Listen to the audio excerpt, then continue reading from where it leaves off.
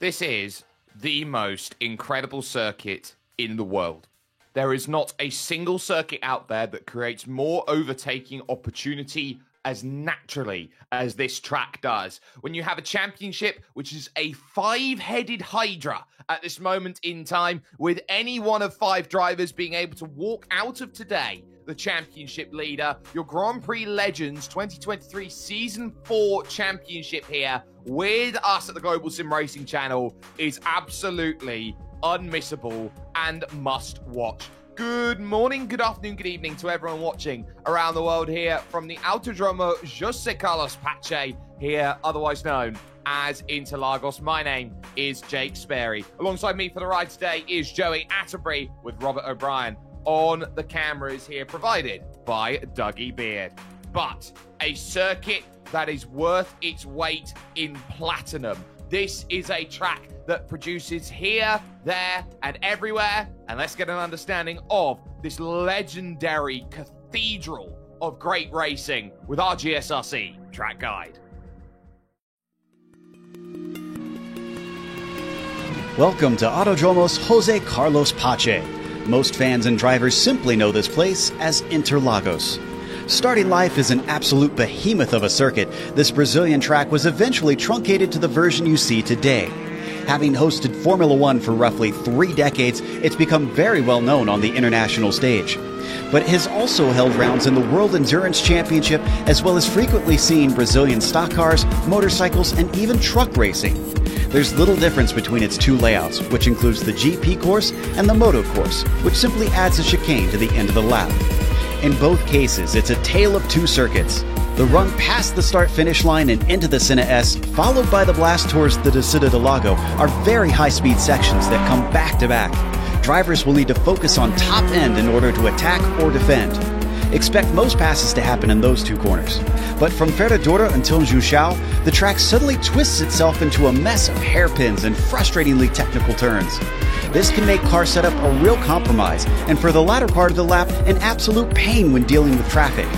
Pit exit is also a narrow affair, so it requires drivers to take care when trying to maximize their outlaps. On the upside, with this being a modern F1 track, there's paved runoff in abundance at many of the fast corners.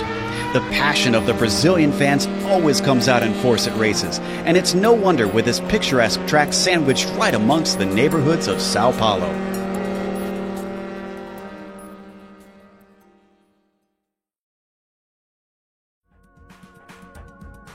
This is the circuit that should end championships. This one starts off the final 4 rounds of the Grand Prix Legends Championship, Joey. And this is a circuit where every which way you look, it is all about phases. Stop and start through Sector 1, technical through Sector 2, and blast on the power to finish the lap. It's one of those racetracks that doesn't care if you put sports cars or open wheelers on it.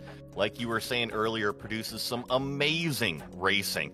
2.67 miles or 4.30 kilometers, depending on how you look at it. 15 turns, even though some of them aren't really counted. It kicks off down the Senna S is one of the highest points on the racetrack. I should say the highest point on the racetrack in turn 1. And then one of your biggest and best passing opportunities into turn number 4. Jake mentioned Sector 2. Totally different. It's a very, very technical sector all the way up from the top of the turn 6, 7, 8 complex. Really slows down through 8, 9, and 10. Those are the slowest corners on the racetrack. Then it is a plunge downhill, down towards turn 11 and then turn 12, the lowest point on this racetrack. Also, in my opinion, the most important corner as it leads out onto this huge climbing front straightaway all the way up to start finish. And that's where we're going to see a lot of the dramas before drivers today, all looking to try and get that jump. Now, this championship, the top 5 split by 41 points. Remember, it's 60 points for a race victory, and Sebastian Tixier is going to be in a little bit of trouble if he runs into any form of, I would say, stickiness out there today in terms of his result. Oye Zamayoa is going to be in second. He's the nearest challenger at 17 points back, but you have to look around at Jorge Nieva, Ove Trengarade, the legend, and Togo Hisada, who has proven after his launch into the championship. He's slowly finding his form again. John Olsen finds himself in 6th position with Marco Antonio Lopez in 7th place. Gary Ho in 8th, holding up his own battle right now with Jason Clapper, who loves to start from the back of the field, and Gary Quellin, who rounds out the top 10. Over, though, Joey, to the F2 standings. F2 only separated by that driver's iRating. Bjorn Ackerman currently leads the way. Nice 21-point lead over Jan Steffen, but check out that battle for 3rd place. It is only 6 points separating the 3 drivers of Kurt Clapper, Michael Grissinger, and Tobias Harnvey. So we'll have to keep an eye on that one. Then, about 10-point gaps between 6th place Terry Tromshauser as well as Eloy Verga and Costa. Then, another really close battle for that 8th place. Only 3 points separating Andres Bruno and Shady Ahmad. Robert Reynolds still holding down that top 10 in the F2 driver standings. The Cup of Nations is just as much on a paradigm as well. Spain with a 3-point margin over Singapore at this moment in time, with the United States housing the best of the rest, it seems, in 3rd. They're in a huge battle with Norway as the United Kingdom sits as onlookers to that in 5th position. Japan in 6th and Germany in 7th. Australia find themselves in 8th with Denmark 9th. And rounding out the top 10 are the Finns, who are there in that 10th position, but they are expected to maybe climb as the season goes through. But this is what they're up against here today. 21 laps out of this incredible circuit. Someone, Joey, must scream blackjack. It is an open setup, right? And that means each driver, they have the ability to tune the car as best as they see fit to tune, or to fit their driving style, I should say. So, if you like racing these cars, go join that community. They help share that stuff, but you don't have a spare car. So if you pick up any damage, run off track, or run into a competitor, guess what? You have to live with it, or come down pit road and get that fixed. A drive-through penalty at 17x, a disqualification at 25x, and Jake, there's plenty of area to run off the track here at Interlagos. However, it is always intertangling the wheels that is the biggest problem with these cars. And you can see just how slidey the car is there, as that is number 1, Antti Lepisto, there for the Finnish team out there in terms of the Nations Cup. An incredible driver, but down in 15th position as Sebastian Tixier is the fastest on a 131.9 as things stands. Mick Claridge stands in 2nd position right now, and this is going to be the sort of track where you really do need to build over the couple of laps that you get given and have that opportunity to go out and really put your best foot forward. With those massive tyres like that, you'd expect, Joey, that it takes a little while to get them up to speed. It's always kind of track dependent, but here in the 49s, you're right, it's usually the 2nd lap that really kind of comes on fire. Right now, provisional pole, Seb Tixier, but we're watching Mick Claridge as he climbs up this huge front straightaway all the way uphill to the timing line. And that run over the line is a 131.994. He's not going to jump Seb Tixier, but he does improve his margin to the likes of Hervé Trengarade out there at this point in time. There's Benjamin Shoko, their club Oz NZ, looking to make that charge up the hill all the way down in 16th position. And this is one split today here, Joey, which means that there are 37 drivers who all want that shot of immortality. This is that strength of field split as Ben Zocco crosses the line, does improve his lap time. Going to stay in 17th place, though. But speaking of that split, Jake, the strength of field, this is the best of the best when it comes to the weekly races. The top, the cream of the crop.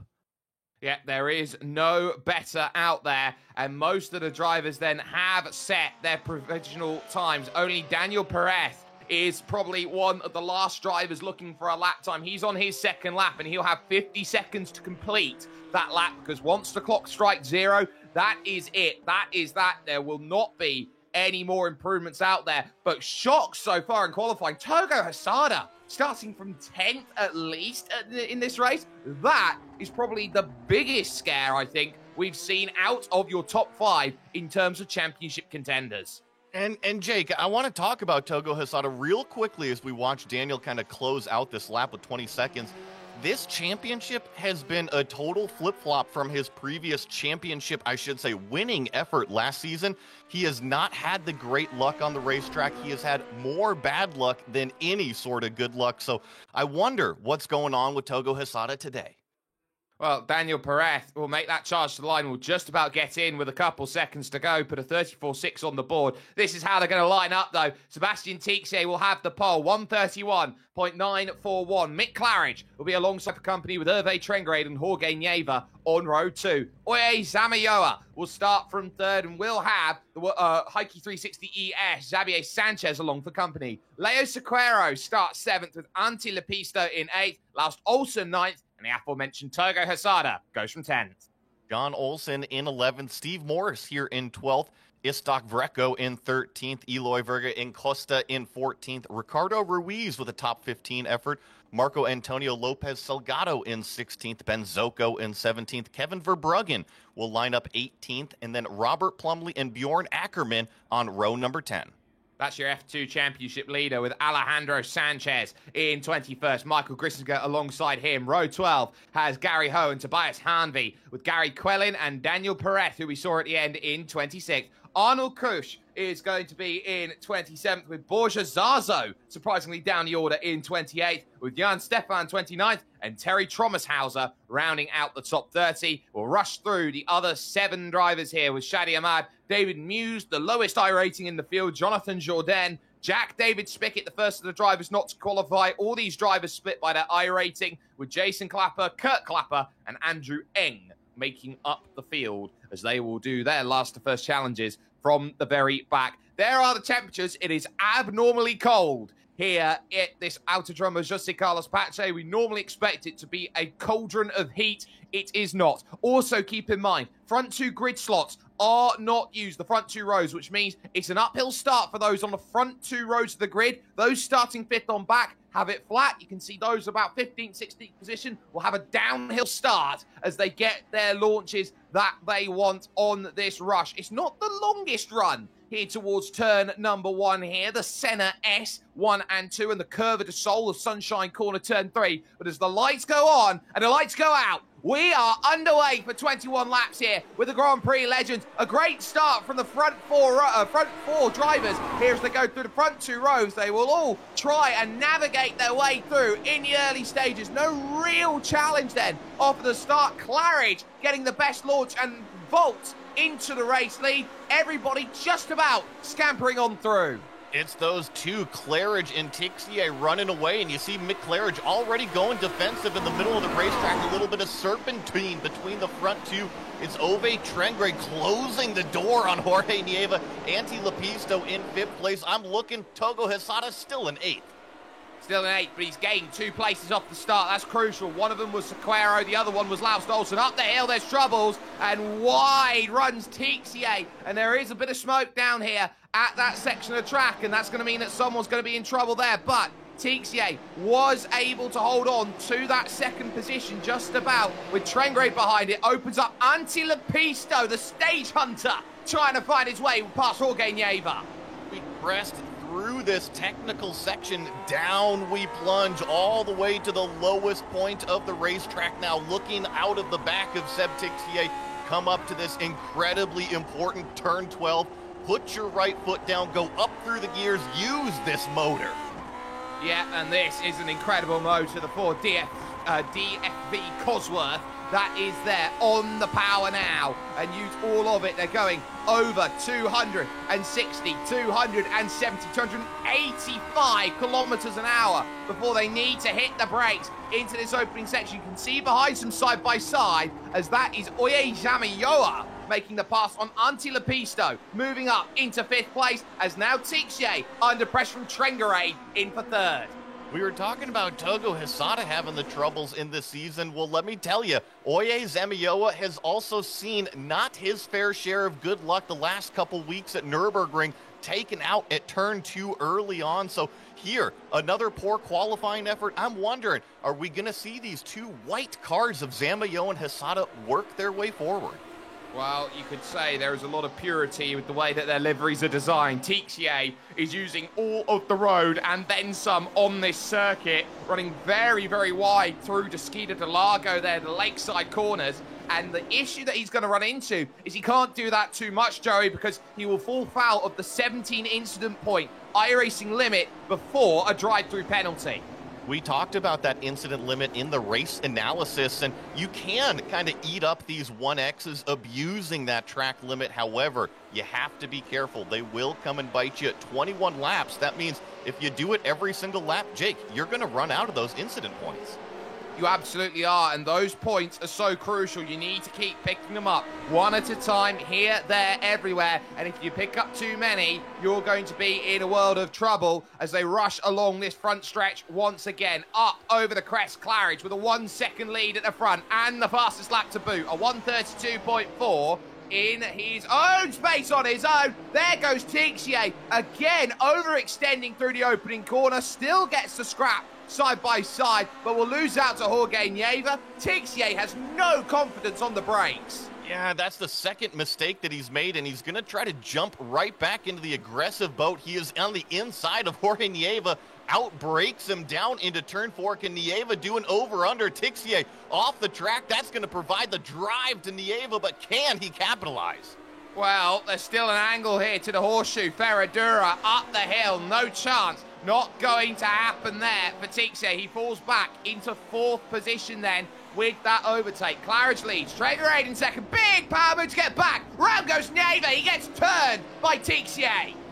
So unfortunate there. I gotta think Tixier being a little bit aggressive, trying to work his way back up through, got into the back of Nieva. Take a look at this GSRC replay of how it all went down.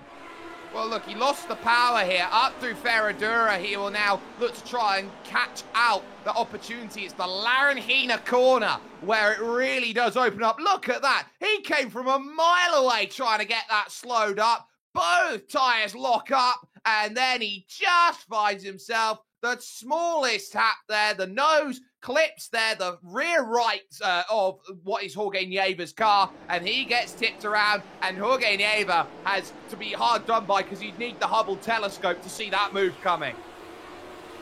You're right. It was from way far back, definitely extremely aggressive, and unfortunately Nieva, he got the bad end of the stick on that one. He did. It does now mean that the top two are now 5 seconds clear of the group in third on back, which is led by Tixier. This is Ricardo Ruiz on screen right now in 13th position. He's looking behind him at Ben Shoko and Istok Vreco, who is there. You've also got Robert Plumley, the world of Kenducci, on the back of this group. This is a very accomplished group right now that is making its progress up the hill towards Ferradura. Plumley there in the background, having a little look, trying to get the pass done on Vreco. Yeah, Plumley is this yellow car right here. He's positioned himself on the inside. Looks like he will take that 15th place away from Vreco, and now he sets his sights firmly on Ben Zoko, the blue car right in front of him. Yep, one at a time. Robert Plumley is starting to make his launch, and he is trying to do all that he can to gain these places. We go on board, down the hill, through Marulo at this moment to Junsao. The junction corner here, this 90-degree left-hander, so important for the launch up the hill. And you're seeing there, a few drivers have that wiggle. 2 cars in front there of Robert Plumley, finding out that's a little bit difficult. That was Ricardo Ruiz, and fortunately enough for him, he's got enough power in that Ford DFB Cosworth to run away. Trengarade, 31.8, breaks the 32 barrier for the first time. That's important because we got to be able to hunt down Mick Claridge at some point. Otherwise, he is just going to run away from everybody. And this is what we were just noticing here, Jake. Ove Trengrade, that number 4 car with the fastest lap he's kind of put the fishing line on the back of our leader. Oh, something's happened to Stay Morris here. And I think it's something technical because he immediately came to a stop at turn 1. He's still on the stop on the outside of turn 2. And we're going to catch this here on the GSRC replay, I believe, on how quickly this goes from hero to zero. I think he's going to be able to keep this one going in some way, shape or form. But that would have been very scary. I wonder if there's anything on the wheel that would have given him any sort of shock as he went through. And as he goes through, right onto the brakes and away. Joey, that's a weird one. Yeah, that is an odd one. Almost like maybe breakfast time is out there and the food is ready. Tell you what, I'm hungry now all of a sudden, and I'm sure you are as well. There is Robert Plumley, once again in 14th position now, looking to try and go one more place up, this time on Benjamin Shoko, but by no means is he close enough at this moment. And you're always trying to latch on to that group in front, stay within about 1.5 seconds to give yourself that launch with the slipstream to move on forward. That's going to be the big key in terms of how they're going about it. And for 6 laps in, with 37 drivers here around this circuit, with everybody rushing about, trying to get as much as they can out of it, one retiree, Joey. It's been pretty impressive so far. It's definitely been light on the attrition. However, we have plenty of racing left. I want to draw our attention right here. Antti Lepisto going to get a replay going into turn number 1. The Senna S, we've seen this out of a few drivers, just gets in too deep, locks up, is able to keep it on the racetrack, but loses several positions. I wonder how much of that is not being accustomed to the car as much as he has been in prior seasons. I'm sure Antti Lepisto is an incredible driver. You don't get to be number 1 in iRacing in a field like this without being an incredible driver, but he finds out how difficult this car is, how squirrely it is under brakes. And I just took a look at Taigo Hosada going through as we go on board with Laust Olsen here just behind. The key is some drivers like this car to be very pointy, others like a little bit of slide in it. And at the moment, I think we've got a few drivers who've set up a car very, very rigid for today's racing. Here in the Vintage Series, I think you see a lot of car specialists. And talking about those tires, hot button topic over here for me, you have to understand these tires. They are totally different in construction, how they make their grip and compared to the modern stuff. So I think that's why we see so many specialists with these vintage cars. Yeah, it certainly attracts its community, and everybody loves the ability to go out there and race and have fun with this at this moment in time. Gap at the front, by the way, is close to about 0.2 of a second as Olsen looks to stay with Antti Lepisto here, 7th and 8th. The focus is clearly going to be with these two. Mick Claridge, who is stage hunting this season, and then you've got Hervé Trengarade, who's got title aspirations in the back of the mind. My, how he would love 60 points right about now, Joey. And this is an extremely good performance from Trengarade. He's always in that top 3, top 5 lead group, but today he is flexing some serious muscle. It's usually a little bit more gradual in terms of his speed, but here we are, a third of the way through the race, and he clearly has the lead front-running pace. Now, here's the thing about Hervé Trengarade. The reason why he's in the championship, he hasn't had a first all season. He hasn't had a second all season. Joey, he's had 5 third-place finishes.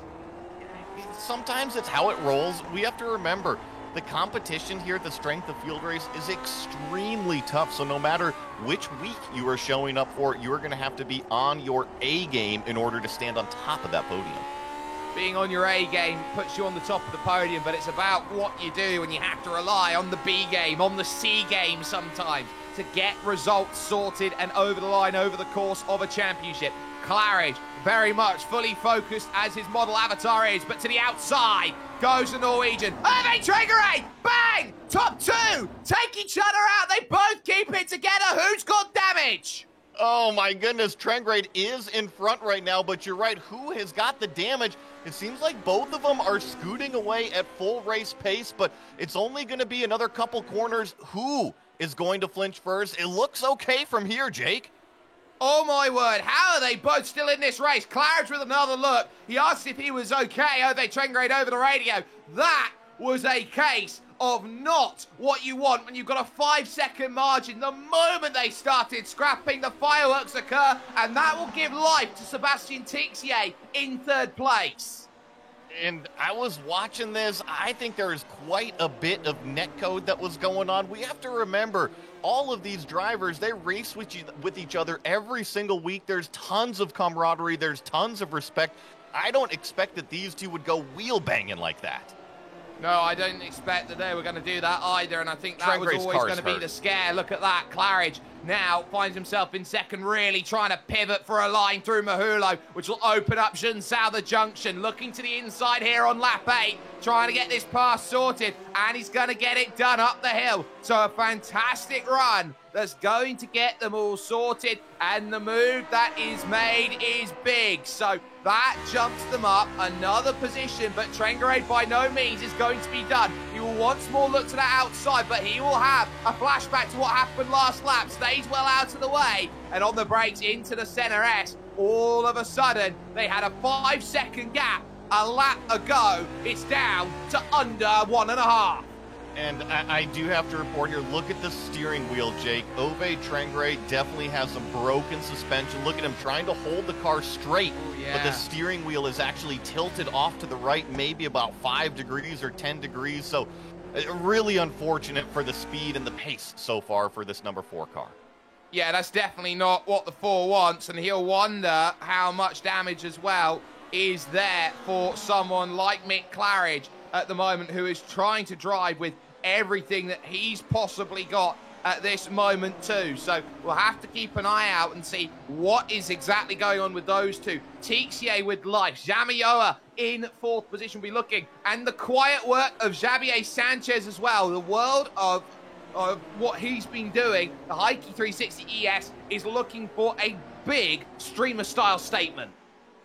Going to see what he can kind of pull out of his hat, and I think it's a perfect opportunity. But remember, it was Tixier that had all of those mistakes early on. Can he handle seeing this big old piece of meat right on the dinner table right in front of him? He's got to keep it in check, because trust me, with the lap times that are going on right now, this race will come to him. It will, and that's crucial here, that this race is going to fall back into the palm of his hands. 1 and 2 again remain close in towards the important center S corner. 1 and 2. There is Togo Hisada in 6th, trying to find a pass on the number 6 wide. It's going to go Tixier, and Zamayo is going to get a freebie. A freebie then for Sanchez. A freebie for Hisada, not quite. You're going to have to continue to scrap out the Curva de Sol all the way down to the Esquina de Largo.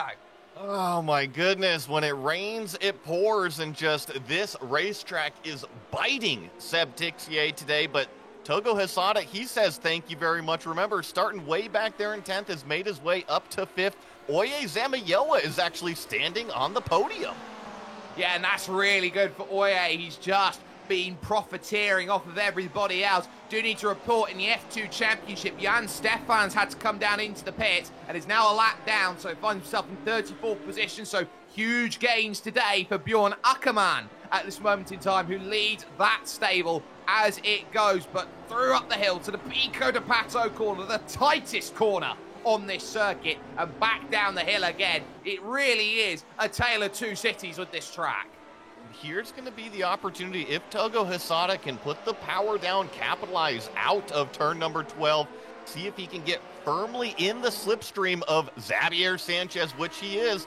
I'm wondering, can he close it in and make a move into turn 1? Oh, Claridge! Mick Claridge around on the front stretch, and his race all of a sudden finds trouble. It was all on his own as the back stepped up on the seemingly innocuous Arquibancadas corner. Oh, you know, we referred to it as a straightaway, but it's definitely turning the whole time up. It has caught Mick Claridge out. So unfortunate. We're watching this replay. He's out a little bit wide, maybe on the turn-in, but I wouldn't expect it to maybe catch out Mick. Well, the issue that he's got is maybe Mick had slight damage, and that's the key. If you oversteer the car like he had to, rushing a little bit wide, one lapse of concentration, and bang, it's gone.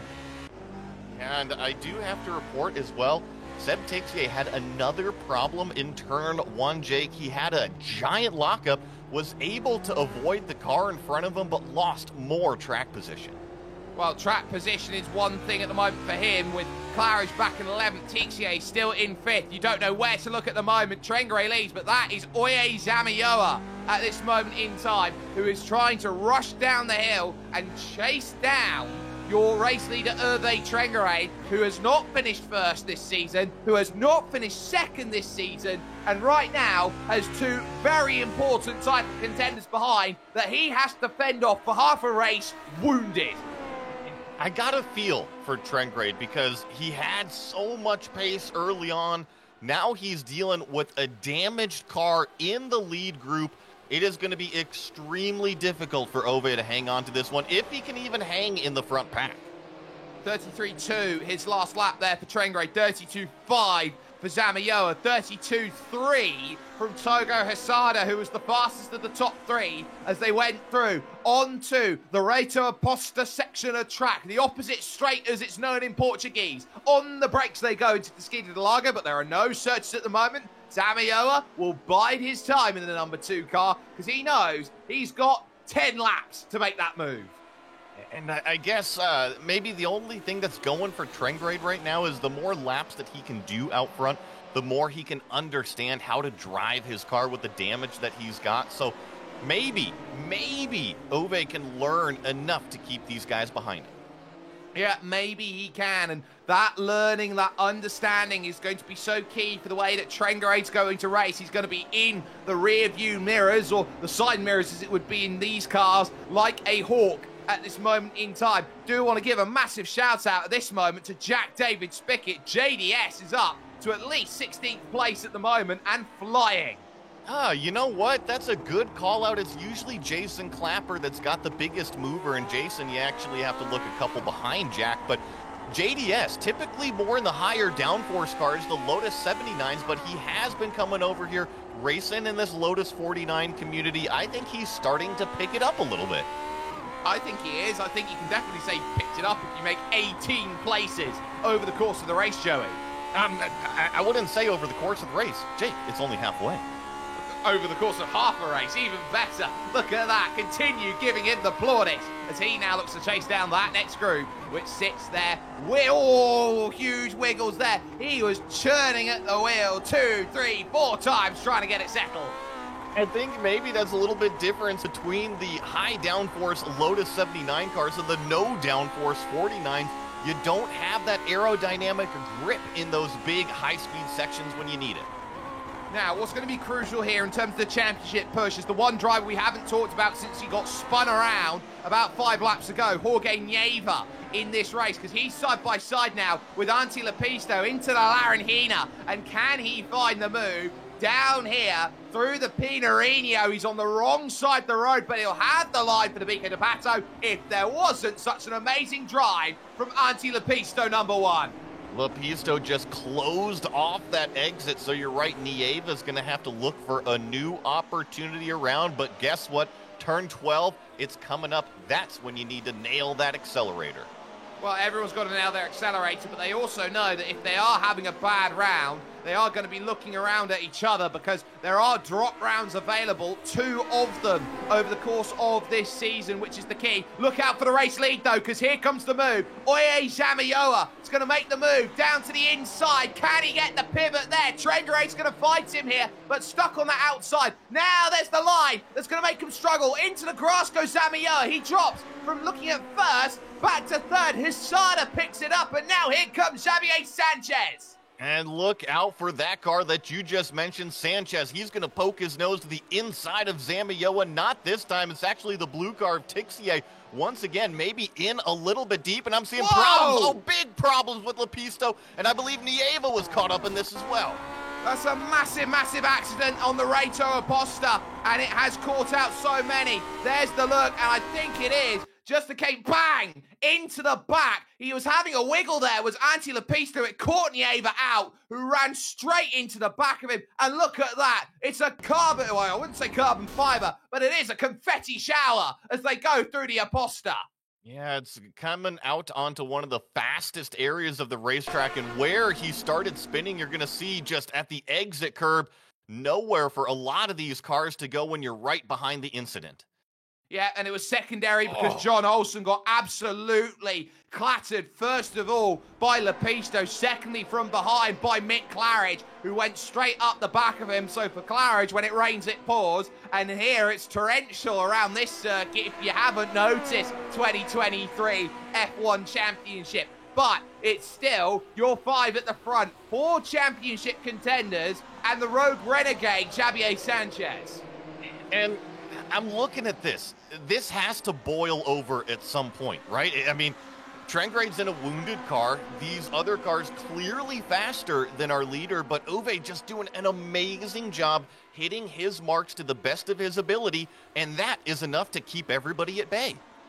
Yep, it very much is, and he's just keeping everyone back, and he has to do so for another 6.5 laps in this race. He knows how crucial it is just to keep everybody in check, and all these drivers know how important the weight of this race is. If they can pick up a victory here, it will give massive momentum for 1 week's time when they head to the Fuji Speedway. And think about what this could do for Togo Hisada. It could totally turn the end of this season around for him. Has not had any sort of luck. Had bad luck again at the Nürburgring last week, and here he is in position to potentially win this one. Yeah, Hisada's bad results in terms of what he's got is a 7-point haul that he's managed to pick up and a 12-point haul. Le Mans and Road Atlanta. Nürburgring, he actually got classified as 55 points. John Olsen had a 0 on that one, just behind him, 6th in the championship. So Hisada is really trying to pick up some points here. And in second, his eyes are fixed on Hervé Trengarade. Will he decide now to pull the pin? Looking for the inside on the Norwegian, who covers it off in towards the center S. I really am loving what Trengrade, our leader, is doing into turn number 1, but we're going to see, is Hisada maybe a little bit smarter coming out of this turn 3 complex in the slipstream? Can he be close enough to poke his nose down here into turn 4? He's got the run, but not going to happen this lap. Well, the question is, where does that run belong? Where is the chance? And it might have just opened up. Slightly wide off the corner goes Trengarade, and Hisada absolutely shadows. Defensive line taken up into Ferradura. It's a wise decision there by Trengarade, but he realises that if he's got it covered here, he's absolutely got to cover the Laranjina corner. Takes the middle of the road start to cover this off, and suddenly everybody accordions back up again. I was going to say, I really liked what Trengrade was doing in turn 1. He understands where he needs to be defensive and what his car is capable of. Look at Sanchez getting his elbows out with Zamayoa. He takes away that 3rd place position. But to go back to talk about what I was mentioning with our leader, it's not just in turn 1, but also in that 6, 7, 8 complex. He does an extremely good job of keeping that car very narrow on the track, closing off any potential passing opportunity.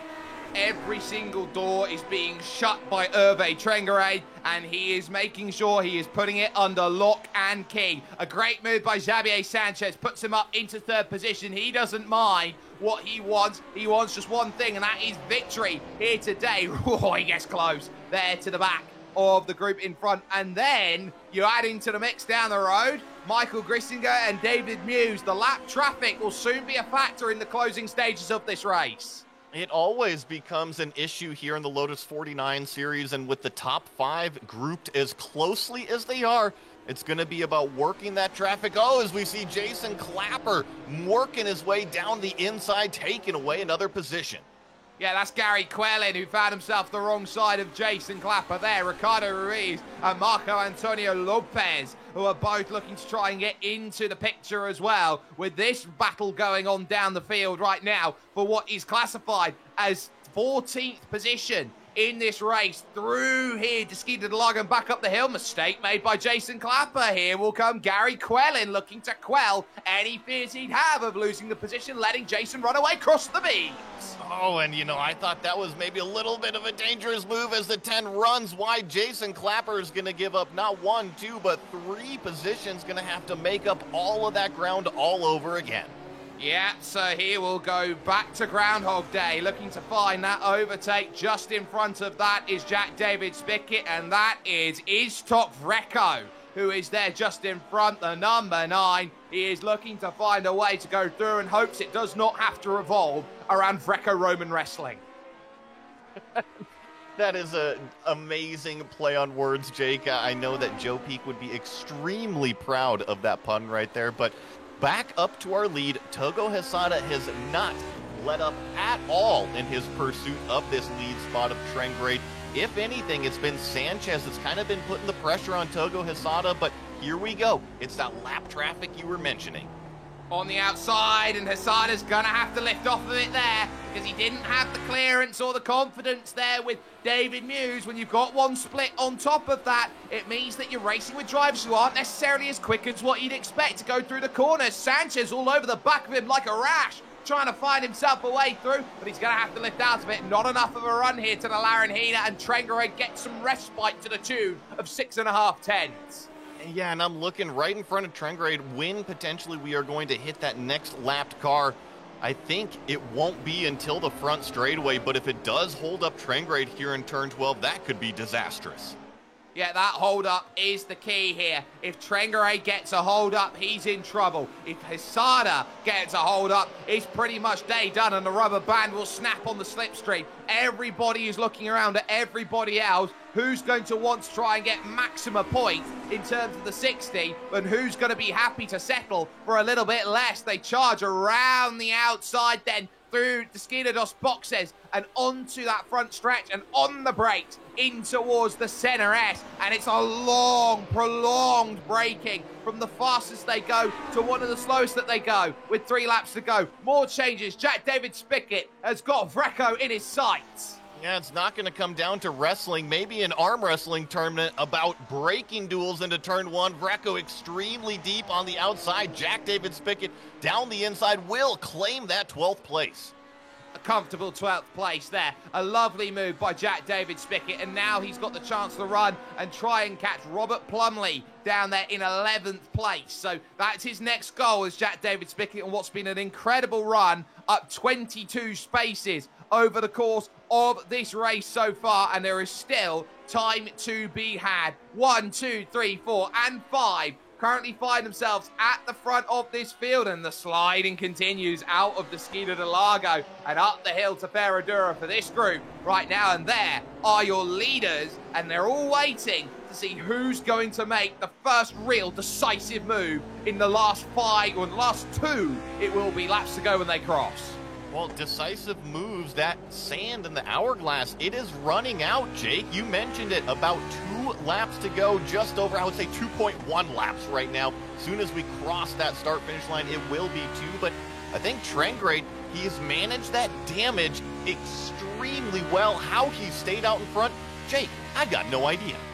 Well, Togo Hesada pushed so hard coming through Arquibancadas, he actually put 2 tyres in the grass on the outside. He is really trying to rag that car along to find a way to get past Hervé Trengaray. As we look from 5th position there, and Sebastian Tixier, your championship leader, might he just decide here today, Joey, to try and walk out of here with some points and not try and push the boat out and cost himself anything more?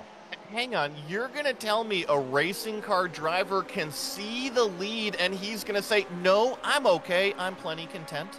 Yes, I am.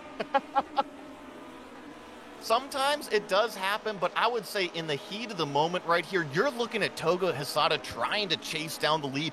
If anything, I would have my nose as close as possible, because as soon as that door opens, we've even seen Togo Hesada go from 3rd place up to 2nd place, so you gotta be there in position just in case anything can happen.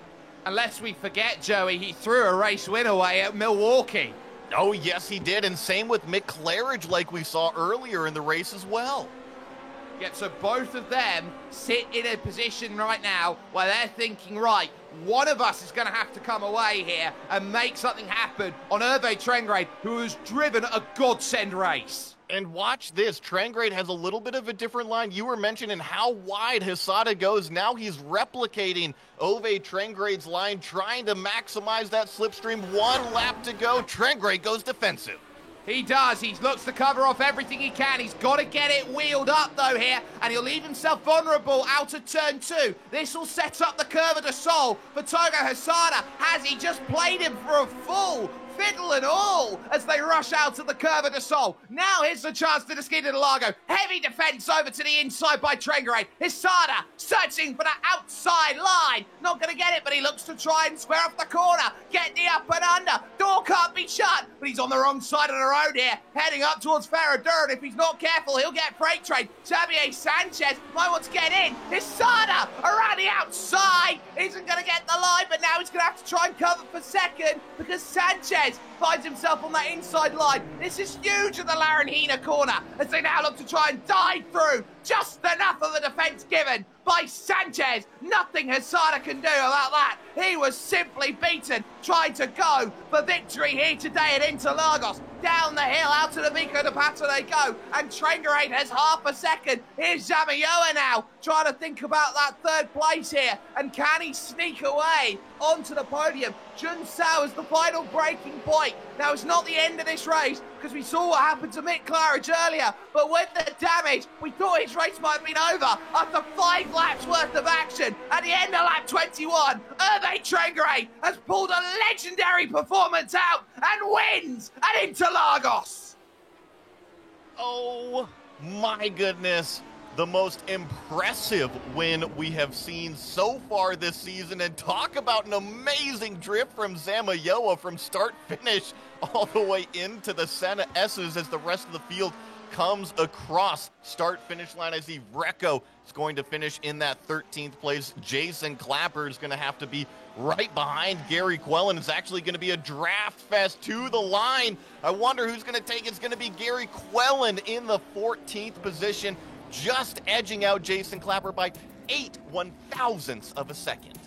Oh, that's how fine the margins are. You always have a chance to drag race for it here at Interlagos, and it's what makes it one of the most incredible circuits, and we will still have racing here all the way to the line, as there is still going to be some incredible action down the hill. This is Jonathan Jourdain and Arnold Koch here, some of the last drivers on the leading lap. The only other one will be Andrew Eng. But up the hill here, Jourdain behind in the pink. Arnold Koch is sliding in about the corner. He's going to lose it. There goes Arnold Koch, and into the wall. Jourdain did everything to just about try and hit him there, but avoided him. And just like that, Jonathan Jourdain is going to finish this one ahead. Andrew Eng will steal one, and I guess with 3 wheels on my wagon, Arnold Koch is going to be the last driver over the line. We're going to step aside for one moment here with the Global Sim Racing channel. Post-race coming to you after this.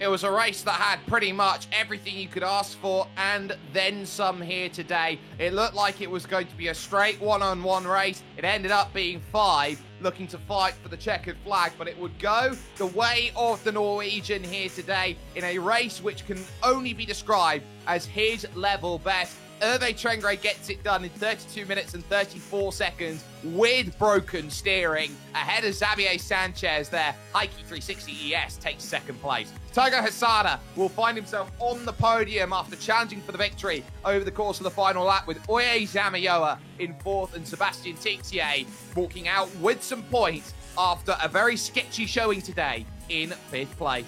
Mick Claridge somehow is 6th place. You ask me how he's managed that today with all of the trials and tribulations he's been through, I do not know. Laust Olsen would find himself the wrong side of him in 7th position, with Jorge Nieva having a bad round today in terms of his championship aspirations in 8th. Leo Sequeiro would finish off 9th, and Benjamin Shoko would round out the top 10. A nice drive from Robert Plumley to finish in 11th place. And then we have our biggest mover, Jack David Spickett, or JDS as we call him, here in 12th place. He went up 22 positions to finish there. Istok Vreco in 13th. Gary Quellen, also another drive, up 11 for him, finished 14th. Jason Clapper up 20 positions to finish in 15th. Ricardo Ruiz finishing 16th. In 17th, we have Marco Antonio Lopez Salgado. Kevin Verbruggen here in 18th, Eloy Verge and Costa in 19th, and Bjorn Ackerman, your F2 points championship leader, rounds out the top 20.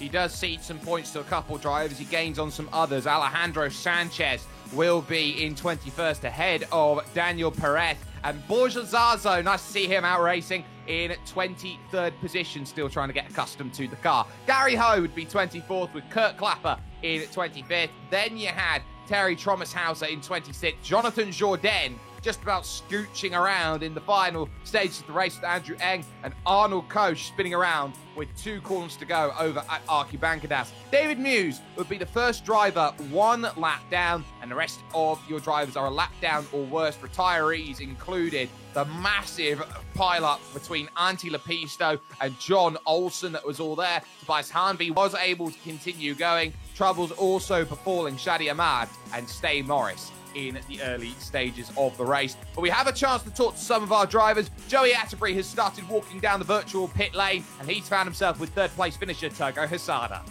Togo, congratulations on the 3rd place finish today, starting 10th. This has got to be a good one for you. Yeah, because I couldn't find enough practice this week, so just it's like I'm trying to obey, starting practice seriously just before 40 minutes before this race starts. So considering this, really good pace for me, I think. I did a really great battle between Ove and the Javier, and they take the 3rd position. So it's really good for me. Well, it seemed to get very busy in the last few laps, but when you were chasing Ove Trengrade, he had damage. What was he doing to stay in front of you? Completely. No, I have no idea. Yeah. And actually, I didn't notice it that he had a suspension damage. So it's really surprising. I thought it was an amazing drive from Trengrade. Now, let's talk about the last lap, Togo. You had an opportunity. You were battling side by side with Trengrade, but it was ultimately Sanchez that stole the 2nd place away from you. Were you worried about him in your mirror? Were you surprised at what he did? Yeah, I'm surprised.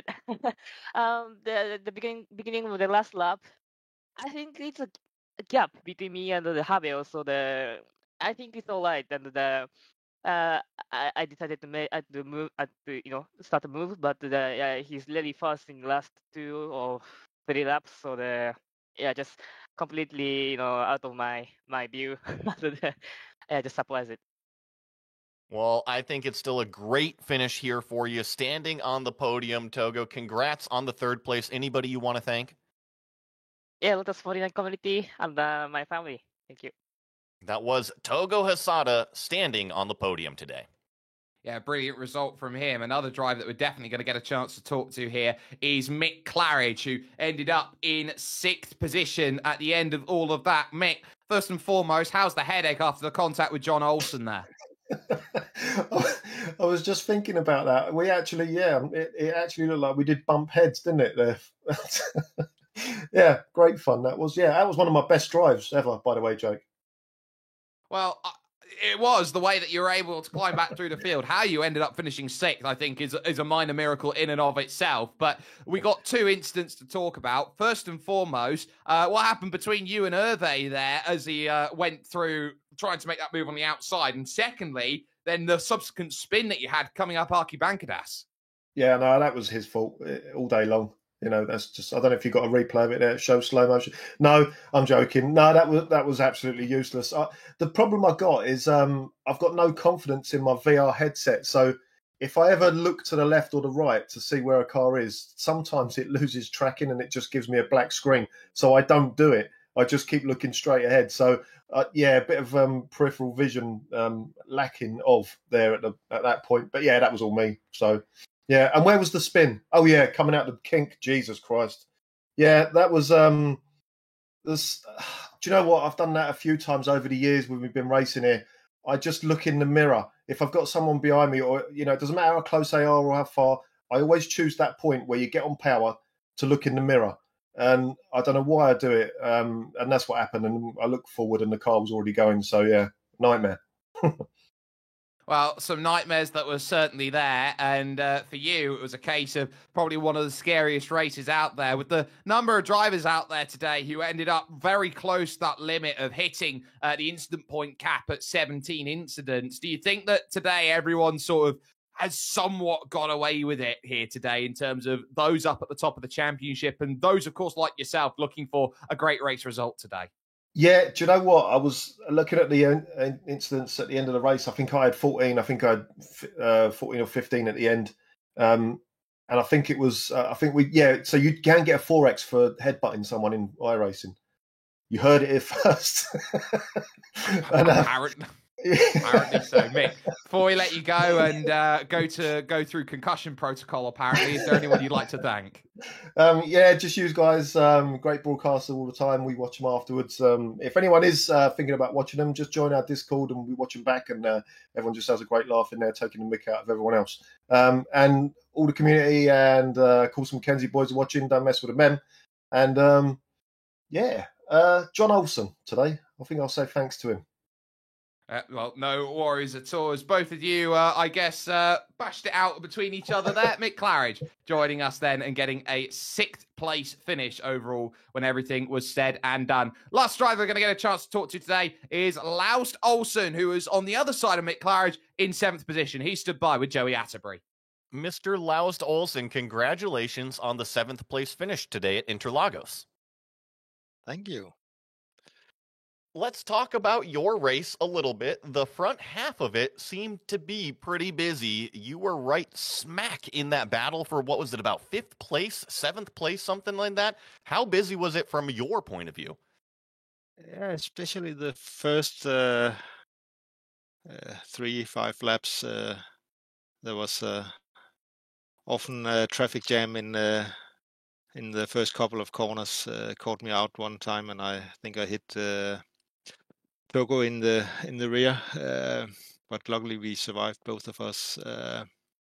But it was a quite good race.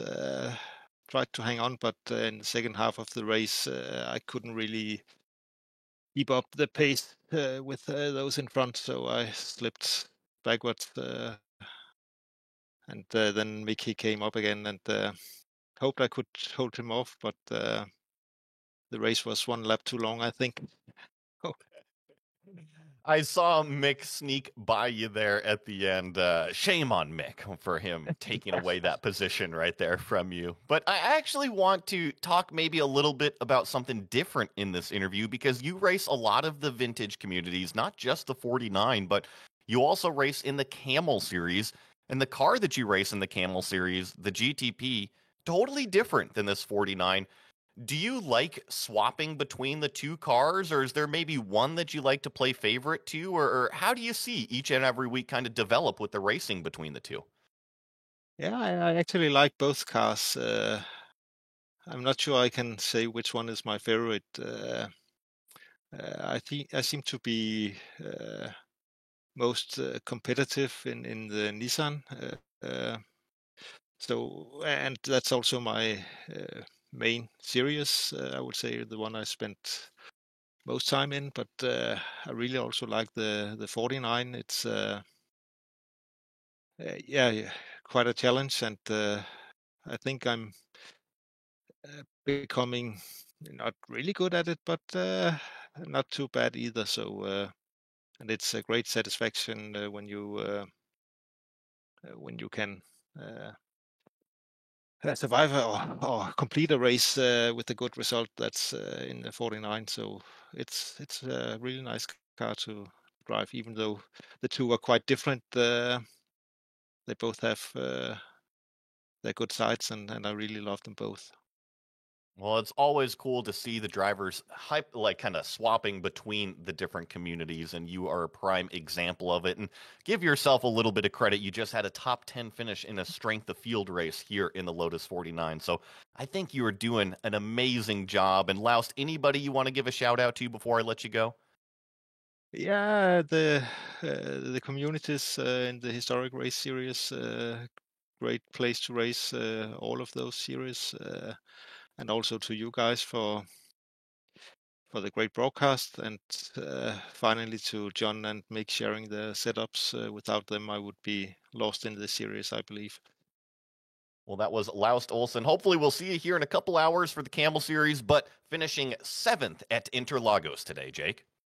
Yeah, good result for him today, and it puts him still within the top 10 of the championship. He'll come out of today 9th with that result. A massive day of trial and tribulation here in the Grand Prix Legend Series, but have to bring the curtain down because there is more great racing soon on the horizon with this championship. Want to give a massive thanks to the team here today, from Joey, from Robert, and from Dougie. This is all the software and equipment that helps get our shows off the ground, especially the music by June Lalonde. You can catch her stuff over on Bandcamp.